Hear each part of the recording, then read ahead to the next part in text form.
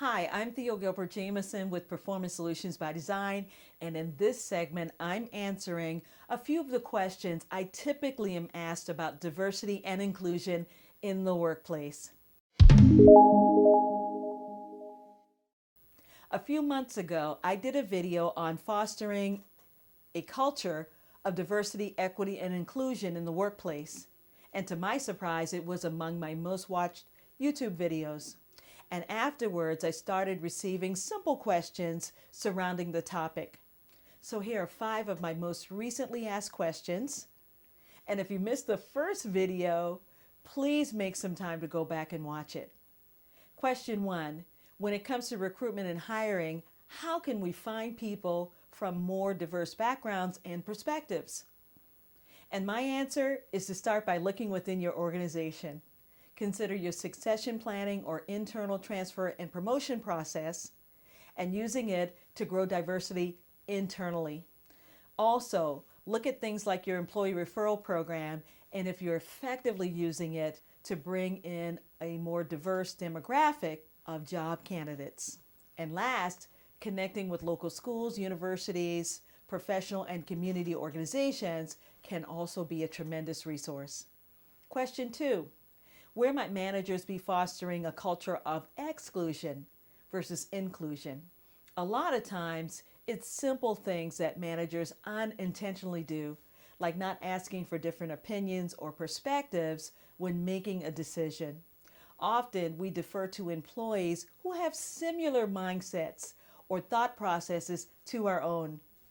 Or it could be something as simple as a new employee starting in a department, and on their first day of work, no one offers to have lunch with them. Instead, everyone pairs off in groups to go to lunch and leaves them on their own. Question 3, what's an example of a stereotype or common misconception that people often have about others based on race, gender, age, or any other demographic? Well, a common misconception that leaders tend to have is that young people are lazy, disloyal, and have short attention spans. On the other hand, young leaders often feel that older workers tend to be stubborn, resistant to change, and are not technology savvy. I'm sure we've all seen examples where both of these stereotypes are totally untrue. And I don't think I have to mention those racially charged stereotypes, especially about cultures that are different from ours, that are not only misconceptions, but also can be perceived as mean, hateful, and intentionally hurtful. Question 4, what are examples of microaggressions or cultural insensitivity that can be perceived as offensive?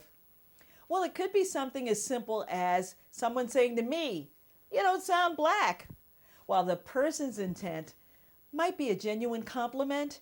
To me, that might come across as a micro insult. And question 5, if an employee brings to my attention that I said something that was offensive to them, how should I handle it? It's simple. Pause to listen so you understand. Don't be defensive or explain, just listen. Next, humbly and genuinely apologize. Don't be dismissive. Then sincerely thank them for bringing it to your attention. And last, make a mental note and commitment to not do or say it again. So as I begin to close, I'm sure you would agree that the topic of diversity and inclusion in the workplace is diverse in itself. Honestly, we could spend an hour or more on just the topic of generational diversity, ageism, racial inequity, or even gender parity. So with that said, here are a couple of tips that I'd like to leave you with. As a leader, how can you foster a more inclusive work environment? Well, maybe you'll start by listening more and being more sensitive to others who are different from you. Hopefully, you'll stop prejudging people before you truly get to know them because of stereotypes and misconceptions that you might have long held. And last, hopefully you will continue being open to learn more about others and certainly valuing the differences. Thanks so much for watching and have a wonderful day.